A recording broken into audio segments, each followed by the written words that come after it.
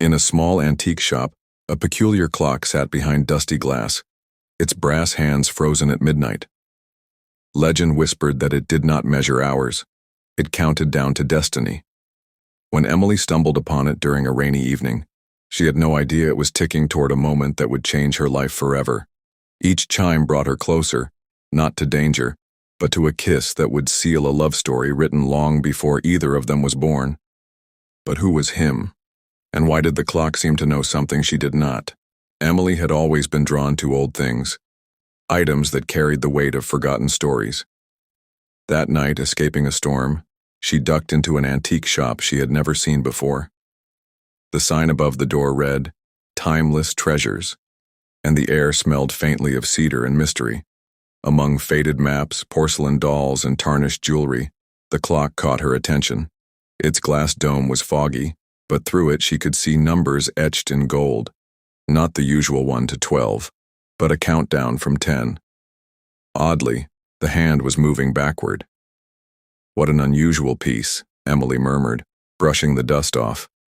The shopkeeper, an elderly man with a voice like creaking wood, appeared beside her. "It is not a piece you buy," he said softly. "It chooses you."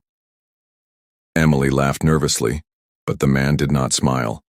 Instead, he whispered, "When the hand reaches 0, you will meet the one written for you. But beware, it only happens once. Miss the moment and the clock will remain silent. Forever." Emily should have walked away, but something in her chest tightened, a pull she could not explain. The hand moved, ticking down, 9, 8, 7. She had no idea where the moment would come, only that it was coming fast. The following days were a blur. Emily could not stop thinking about the clock. It sat on her nightstand, faintly glowing, counting down. Each morning, the hand had moved closer to 0.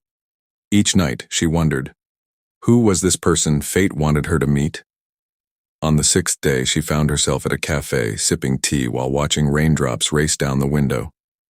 The clock rested in her bag, faintly warm, as if aware of something nearby. Then, the door opened and a man walked in, a stranger yet somehow familiar. His name, she would learn later, was Daniel. When their eyes met, the ticking grew louder, not from the clock, but inside her chest. Daniel smiled politely, and for a moment Emily thought of saying hello. But she hesitated. Fear of looking foolish froze her. That night back home she checked the clock. The hand had jumped from 3 to 1. Only one chance left. The final day arrived with the weight of destiny. Emily had never felt so alive or so terrified. She had no idea where the moment would happen, but she dressed with care, heart pounding as she stepped outside. Hours passed. Nothing.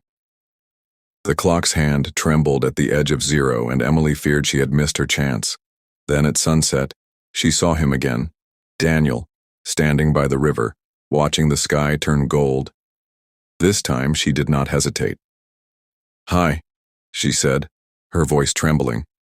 He turned, and in that instant time seemed to pause. Daniel smiled, not with recognition, but with something deeper, as if he had been waiting too. The clock in her bag stopped. The hand rested at 0, and before Emily could speak again, Daniel took a step closer. Neither of them could say who moved first, but their lips met softly, sealing a connection that felt older than the stars. Later that night, Emily placed the clock back on her shelf. It was silent now, no longer counting. She ran her fingers across the glass and realized it was not about magic. It was about courage. The clock had not brought Daniel to her. It had given her the push to believe in what she had always felt, that love requires risk. Days turned to weeks, weeks to months. Daniel and Emily grew inseparable, bound by the strange way they met. Sometimes they would joke about the clock, but deep down both knew it had been real. It had been waiting for them, just as they had been waiting for each other. And somewhere, in the quiet of timeless treasures, the shopkeeper placed another clock on the shelf. Its countdown had just begun.